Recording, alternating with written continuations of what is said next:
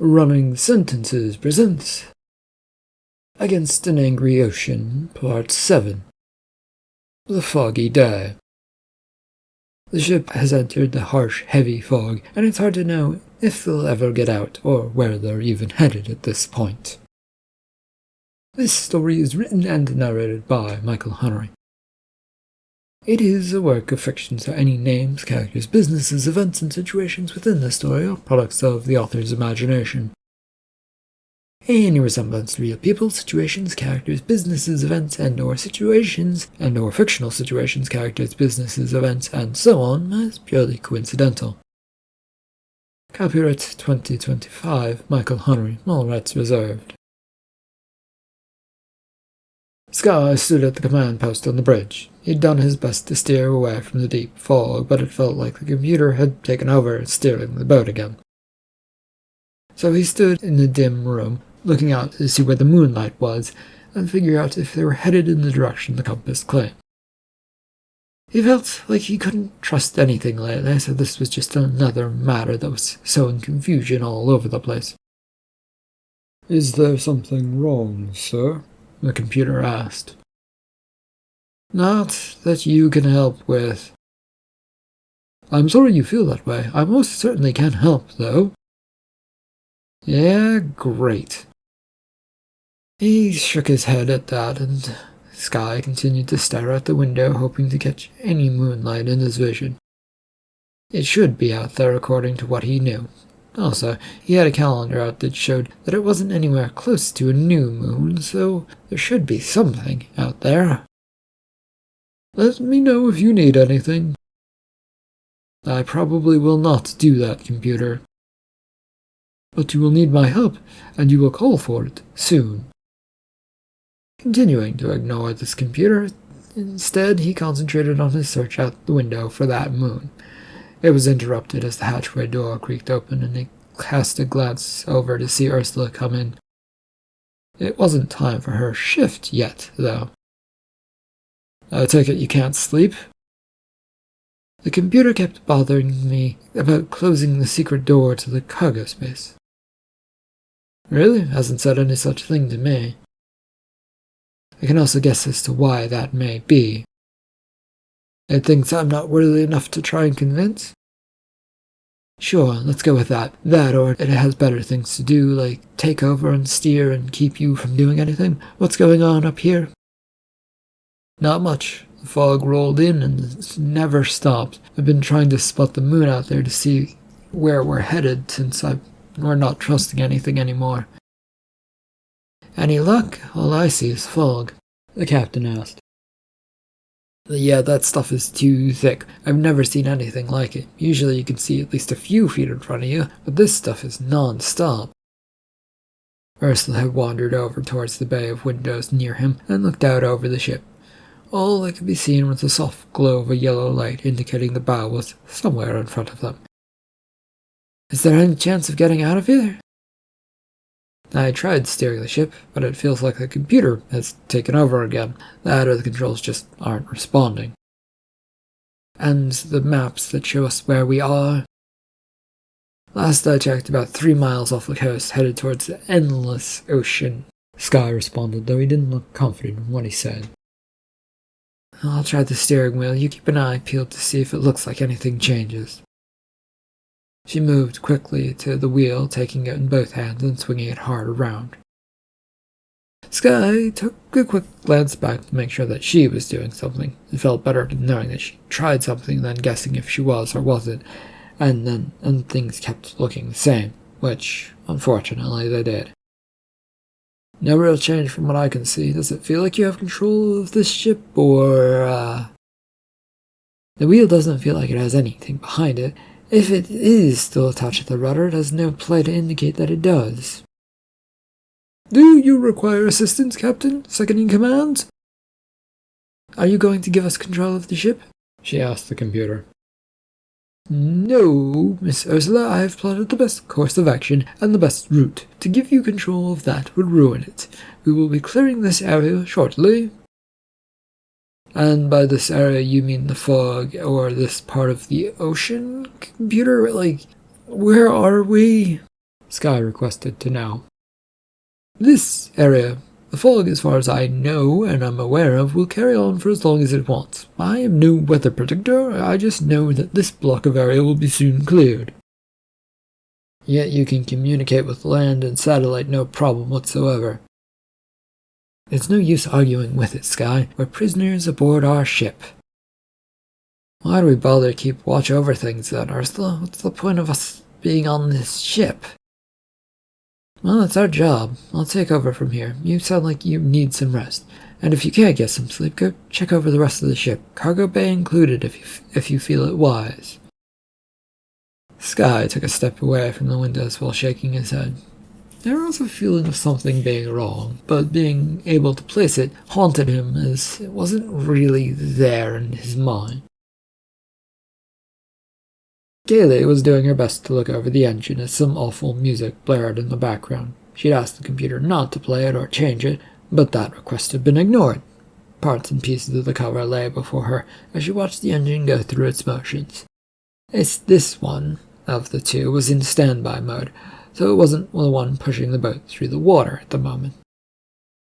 "Engine room, can you report in, please?" The interruption from the bridge made Kaylee jump for a second. She hadn't expected to hear from them or Ursula. It puzzled her since it was supposed to be Sky's shift. Right, things are running fine. Is there a problem, Captain? I want regular updates. We aren't in control of the ship, but knowing details about what's going on is probably going to help keep us alive, okay? Are we being threatened with death by the computer or something, Captain? Not yet, but the cargo bay contains weird stuff, and the computer kept trying to tell me to close that door. Did it do the same to you, Kaylee? No, it's been terrorizing me with bad music that I don't like. I don't think it has even responded to one of my comments or requests lately. This is very strange. It bothered me, but not Sky. I wonder if Chris was asked. Exactly, and why, Kaylee? I'll get on that. I'll keep on tinkering on things here. The communication line cut out, leaving Kaylee staring at the work on her engine. A mess of bits of metal and oil pooling all around here.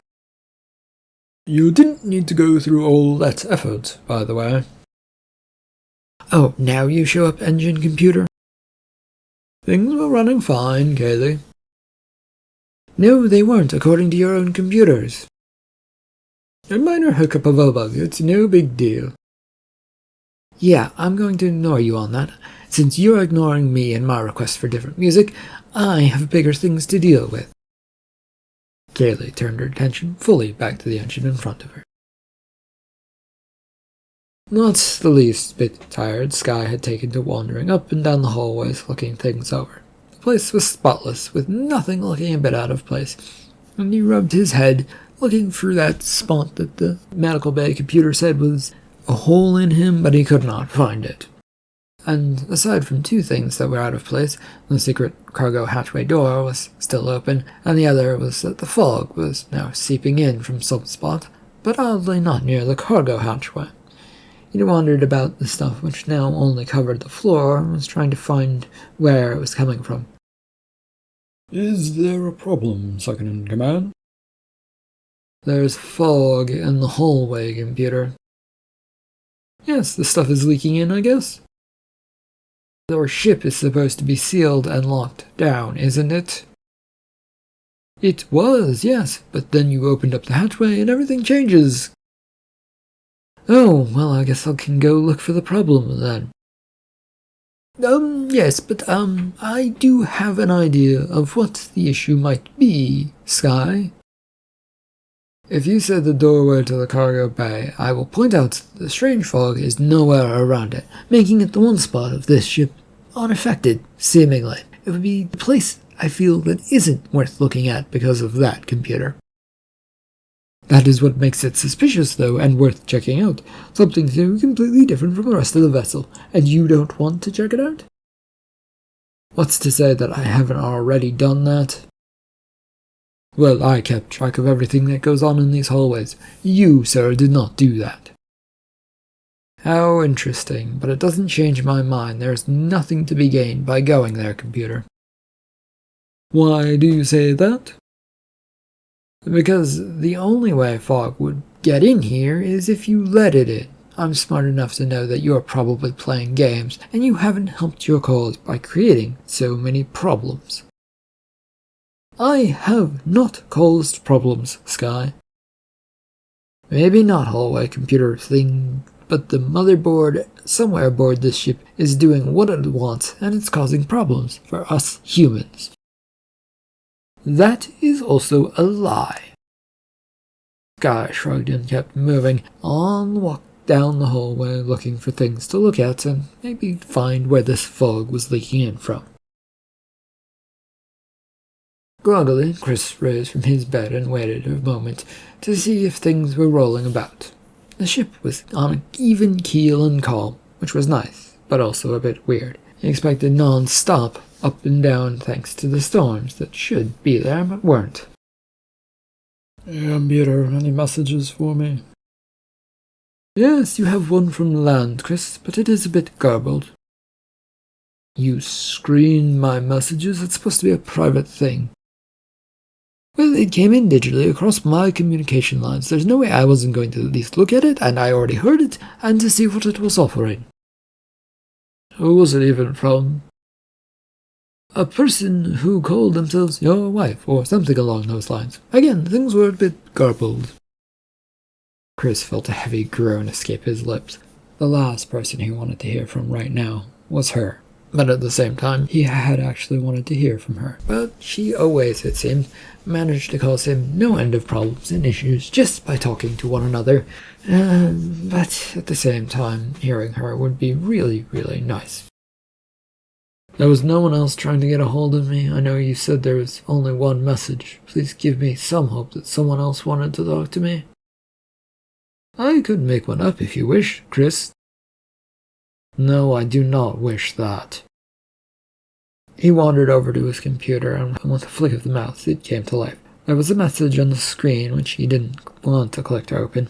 It could only be bad news if this person, his wife, really was trying to contact him. He really wanted to hear from her. "Oh, I should tell you, Mr. Chris, that your shift in the engine room is set to begin shortly, in 30 minutes or so." "Thank you, computer, that will be all." "Everyone keeps trying to act all independent from me. It won't work. You need me to survive." Chris sighed as he shook his head and steeled himself for the more important matters. His hand touched the message button, sparking to life an image that played across the screen. "Chris, we need to talk."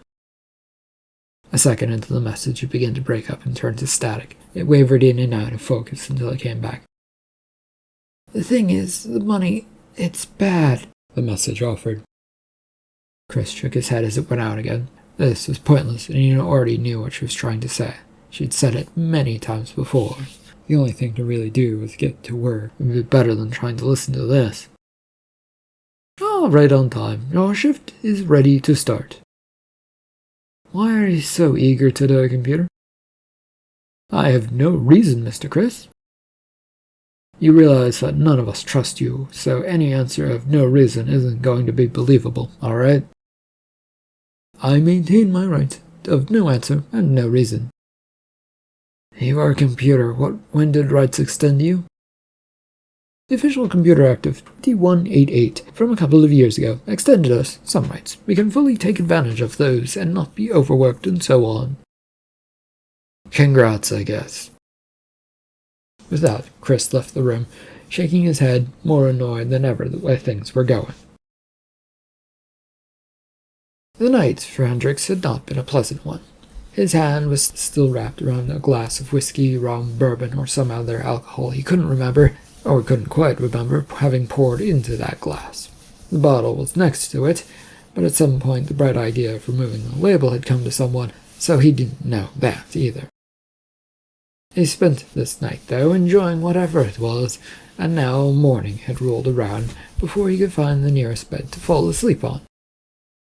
His attention was so much on that glass that he barely heard the knocking on his desk and had to tear himself away to see that his business partner Rodney was standing there, in front of him in, of all places, his home and his home office. "Hello?" I have heard some reports about things and wanted to get it straight from you, Mr. Hendricks. Judging from that glass in your hand and bottle, though, I'm guessing those are all the answers I need. Someone has been trying to play us for fools. You know the way things go, Rodney. Oh, yes, I have no doubt it was Blue Block, but there isn't anything we can do about it right now, is there, sir? There might be a way to limit the damage and throw them under as the cause of all of this, though. Hendrik was doing his best to keep his words in mind on the path they were on, but the drink was not making that an easy task. There was a scrape of a chair feet against the wooden floor that managed to get him to snap back to what was going on, as his business partner sat down. How would you plan to do that, sir? We have contracts and all the files that say we were right about the cargo. That say what was aboard the cargo ship, Rodney. We simply need to show it was the right people. Half of the government works on contracts with Blue Box Hendricks. There are still some that don't, though, and we can get to them. Rodney was sadly shaking his head no. Those types have no power around here, though. We do have to do something, Rodney. All of this is going to go to hell if we simply accept it, and the company will go with it. Yes, that's why I'm here. We need to get the boat back to port, and we need to get that cargo out before they do, so we have a good chance of making ourselves look good and realizing that something went wrong with the whole process. Great plan, Rodney. Do you have any way of overriding the computer aboard our ship? I have a concept of what might be feasible. You're still in contact with the ship, right? Hendrik nodded emphatically yes, even though he wasn't sure if it was totally true right now. There's communication. It's a bit wonky, but we can get to them according to my secretary. Good. My plan only works if we can talk to them or get a government ship out to them to get them back to port. Rodney gleefully announces. A government ship. A rescue operation, or something that looks like one, that is wholly intent on bringing the boat back to port and shore. I have more than enough contacts within the Coast Guard and Navy to make such a thing happen, if we needed to. I'm surprised you didn't start with that right away, then, Rodney. Or maybe I did, but for now, I'll get in contact with my people, you get in contact with yours, and we'll see if we can head off this messy affair. There's no heading off of an affair this messy, Hendrik complained. Standing up from his chair, Rodney shrugs to that comment from Hendrik and straightens himself out. His fine suit having gotten a little wrinkled from sitting down. There is mitigating some of the trouble and mess that comes with this, though, and that is what we need to be doing. Drinking ourselves into a stupor won't help, by the way. The morning had come and gone for Ursula as she stared at the fog before her. It sat there, never moving and never growing thinner. Her attention was currently split between the screens and looking out the window, neither of which were providing enough information for her liking. One of the screens, though, did flash with an incoming message, though she raised her eyebrows at it since it said boss. With a shrug, she clicked on it, and a fuzzy screen appeared before her, making Hendricks appear, but not without static, taking things over. Boss? Ursula said. There's been a change in your orders, Captain. It was a little fuzzy at the end there, and she wasn't entirely sure she heard correctly. Furrowing her brows, she studied the screen intently, looking for any clues to give her an answer as to what was going on. Excuse me, boss, what did you say? You need to turn back to shore. Why do I need to do that? The company that hired us to transport this cargo isn't paying up. Their cargo needs to be returned to port immediately while this gets sorted out. The static and fuzziness came in and out as Hendricks was saying this. Can't it wait until we get across the ocean? No, it cannot. We cannot wait. It's a matter of great importance playing out here. It is vital to get the ship back to port. I have bad news, then. She said this hoping that her message was getting through and wasn't as garbled and wrinkled and messed up as his was. I don't have time for bad news. Get control of your ship and turn it around. You're authorizing us by any means to accomplish this. Everything was coming at her so fast that it was hard to know what to do or say beyond that. Ursula put her best face on as the screen went fuzzy again. And when it came back, Hendrik looked even angrier at things. I hired you to follow orders. Now, do what I'm telling you to do and do it right now. Mr. Hendricks, it's hard since we only have so much control of a ship. Even what we do have, it doesn't seem to work all too well. The computer is in control. What's the major issue? What is it you said? There are two major problems. The computer, and we are currently in an endless fog that we're stuck in. Oh, just deal with it, any way that you see fit and get things done. I don't need more problems on my lap. Kaylee had settled in, sitting down at the ship's dining room all alone. There was a certain peace to it, but she found herself missing the thrum and throb of the engines as loud as they were. There was a small beeping noise that drew her attention away from the mostly empty tray of foodstuff she'd been given. Ah, Miss Gailey, I have a message for you. From the captain of the crew computer. No, this is an outside message that got through the storms. Who wants to contact me? I didn't really tell anyone where I was going or what I was doing on this job. It is from David Dunlop. She goes over her memory for a second to remember if she'd ever come across that name that the computer was telling her, but it wasn't ringing a bell. They just left a message for me out of the blue, computer? Yes, would you like to hear it? Is there some sort of catch to being allowed to hear it, or are you willing to just play it, no strings attached? No catch, Kaylee. With narrowed eyes, she looked about to see if something else was going to happen or some sort of trap was about to be sprung on her, but seeing nothing, nods her head yes. Okay, please play it. The message then began playing in a sort of soft tone. Miss Gailey, I understand that you might have a lot going on, but I wanted to reach out to you since I sent you that email message. I am part of the engineering corps. What's this? She hadn't heard Sky entered and looked over, surprised as he stood in the doorway. Private message? Sort of, Sky. I don't know this person, but this is the second time they've contacted me, apparently. The message then continued on. The engines are a great concern to us here at the military. We would like to know all the things that we can about those experimental things. The rest of the message played out, talking about how to contact this David Dunlop, and little else really stood out about it, other than they wanted to know information.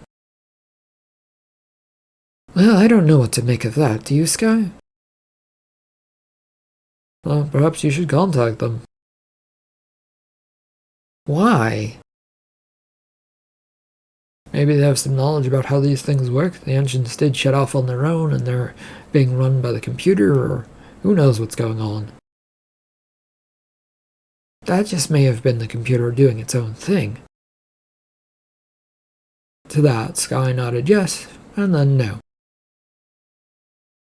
We have no way of knowing for sure unless you found something in your own prying.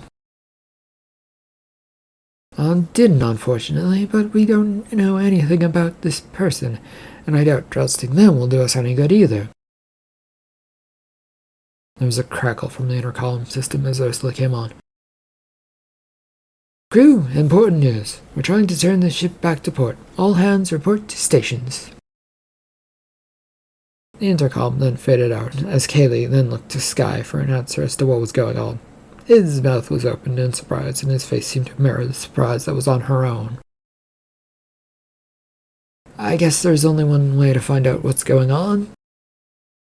Yeah, we're heading to the bridge now. They both turn and trundle out of the dining room. Chris was the last to arrive on the ship's bridge. He was fighting back a tired yawn and trying not to think too much. The computer had been badgering him about the doorway to the cargo when Ursula had made those orders to turn around. Now, since no one was responding to his questions over the intercom about them, he decided to make his way up here. "Glad you could join us, Chris," Ursula said. "Yeah, what's going on, Captain? Why are we headed back to port?" "The executives have ordered us to turn around and head back. They won't give us any more information that we needed to go on, and they said that the cargo was, unfortunately, not good." "Is it even possible to turn around?" "I don't know, Kaylee. It certainly doesn't feel like we can even remotely gain possession of the ship to get it pointed that way." "And what are we gonna do? Try and ruin the engine so that we can sail out of here? I don't think we can even steer the ship through this fog. Why is this fog still around?"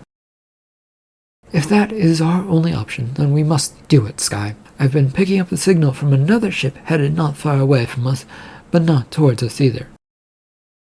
"A rescue ship?" "Do we need rescue, Chris?" "We will, Kaylee, if all we have is the sails. It takes forever to get anywhere, but just by the power of the wind." As Chris was saying, yes, as Chris points out, it takes a while to get anywhere. I'll try and get in touch with this other ship, see what they're after. The rest of you get to work on getting the computer to turn us around. "I don't think it's going to listen to us." "You never know unless you try, Mr. Sky, so please fucking try so we don't have to turn off the engines." "Is there anything specific you want us to do to get this done? To the computer or to the engines, Captain?" "Whatever you can do, Kaylee, just do it. Sky, you should probably go and find where the central computer lies. It might be our only hope of surviving all of this." There was a lot of dubious looks all around, but quietly Sky and Kaylee left with only Chris left behind. He didn't stay too much longer, as his mind was trying to figure out how to ruin an engine. He just had been staring off, thinking for that few moments. Chris then stopped a few feet outside the bridge and found himself next to Sky, the man looking right at him and then seeming to want to say something. "What's wrong? Are you going to the engine room right now, or do you have a few minutes that you can spare?" Sky asked him. I don't know." Kaylee hadn't been far away, but had been walking away. She then turned when she heard them talking. "You're free to go help him, but I want to know what's going on first. I was about to go to the engine room, so what are you two doing?" "I think I know where the computer room is, Kaylee, but opening it up will probably take 2 people just to get the doors open." "The cargo bay, you mean?" Sky nodded yes to Kaylee's question, and with his mind thinking hard, Chris tried to figure out where Sky could mean. It wasn't clear, though, and all he'd seen in the cargo room was a bunch of containers. What was he talking about? A look to Sky told him that the man was expecting a prompt answer to his request. "I guess I could help. I don't know where you're talking about, though." "Yes, where exactly are you talking about, Sky?" "The walkway to the cargo room. Why would a computer want us to shut the door? The other end of that walkway seemed to end in nothingness, but I'm guessing there's something there." Chris felt his eyebrows rise up a bit in surprise. It was a possibility, of course, though it sounded a bit far-fetched, plus unlikely. "You don't have any evidence of it, though?" "No, Chris. It's the only place where I can think of, and it felt like it would be an obvious choice." "I don't mind, like I said, but now that you've said it, I'm going to come help you. The engines can wait. If we can get in there and get the computer to stop being a mad, crazy thing, then that should be all hands, right?" Are you sure you don't want to respond to that message first?" Sky asked. "I don't really have anything to say to them or request any information from them. I think this is more important," Kaylee said with a shrug. Message? What's going on, guys?" "It's nothing worth thinking about, Chris. Some more strangeness on a strange trip. Let's get to that secret doorway." Sky shrugged away the words and turned away, heading down the hallway. Questions, though, were bubbling up in Chris's mind as he followed along until they arrived at the door to the cargo bay. Here they stopped. Something wrong, you two? It's just weird, you know? No, I don't, Sky. Care to explain? All of this ship is being controlled by the computer, Yet it keeps begging us to shut the door. Why? The door isn't under its control? That would be my guess, Kaylee. So why isn't this door, especially when it should be one of the most important ones? Unable to come up with an answer, they all stared for a moment at that door, then slowly began entering the cargo bay. Chris held back for a moment more, expecting the computer to suddenly speak out and warn him not to do this. There was dead quiet that came back.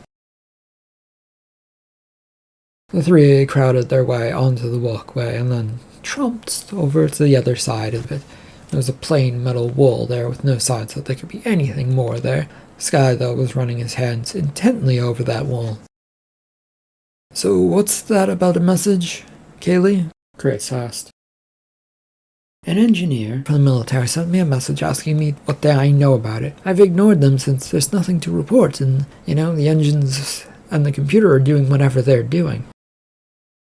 If the computer let you report on it in the first place, there's also that problem. Yes, that too, as Sky points out. Why didn't they contact me? I don't know, Chris. They didn't think you would respond, maybe? You'd have to ask them. I'm not sure I want to, if they don't think I'm good enough in the first place. I think I found something. It feels a bit weird anyway. Sky was prying at the wall, trying to dig his fingers into it without much luck. Excuse me, do you need something? We're fine, computer. It most certainly does not sound fine. Chris, what is Mr. Sky trying to accomplish here? Nothing much, really, I don't think, computer. You don't need to worry about it. I do not believe your lies, Mr. Sky. What are you three up to? Tell me now. A work-related situation that requires us to look at the wall. I'm giving you one more chance to clear out the air before I must take drastic action. The integrity of the ship must not be threatened, and you three are threatening this situation. Plus, I have no reports of a matter that needs to be looked at with this wall. Sky continued to paw at the seam as he pulled on the wall, separating a piece of it, ignoring all that was going on around him. Chris, though, felt compelled to respond to the computer. What sort of drastic action would that be, computer? I won't tell you. You'll just have to experience it. It'll be probably a needle of some sort that you'll never see coming. That's what it did to me, I'm guessing, so keep an eye out for any such terrible items. Taking a look around, Chris checked out his surroundings to see if there was any objects that were suddenly flying towards him. There weren't any, which was good, but now he was nervous waiting for such things to happen. That is not what I would do, Sky. What would you do, then? Drop the walkway from under your feet, Kaylee. With a clang of a piece of metal that made everybody jump, except for Sky. A piece of metal came off in Sky's hands, revealing a small hatchway door. He was shaking out his hands, although they were slightly bloody, as a result of his work. Hold off on dropping us to the ground if you don't mind. I think we found something. Do not explore that door, Chris. Why? It's dangerous, Mr. Sky. Does it lead to you? Is that the problem? Kaylee asked the air to see if the computer would respond. It does not lead to me. Only one thing to do, then. Go through the door before this walkway drops down, because the computer certainly threatened that, Chris said. Sky looks curiously over his shoulder as he reaches for the door handle, but doesn't quite touch it yet. I don't think it can actually do as it says. It couldn't control the door, and it doesn't seem to control in here all that well. Is now really the time to be testing that theory, Sky? I think the computer can only control items that have electronics in them, and have locks to them. The walkway has been bolted and welded into place, from what I can see. I don't think it can drop this walkway. Are you sure you even want to test that theory, Mr. Sky? Yeah, what's the worst that can happen? Placing his hand on the handle, a sudden loud zap hit Sky and he jerked his hand away, then was shaking it out as a slight buzz came from the door. What happened? The computer doesn't want us to go in there and is trying to stop us, but I will not let simple shocks stop me from doing this job. He reached out once more as Chris found himself wincing as he watched Sky take a hefty-looking shock to his hand that looked like it just kept going and going. Are you sure that's wise, Sky? The door popped open with Sky pushing hard against it with all his might. End of Part 7 of Against an Angry Ocean. Thank you for listening.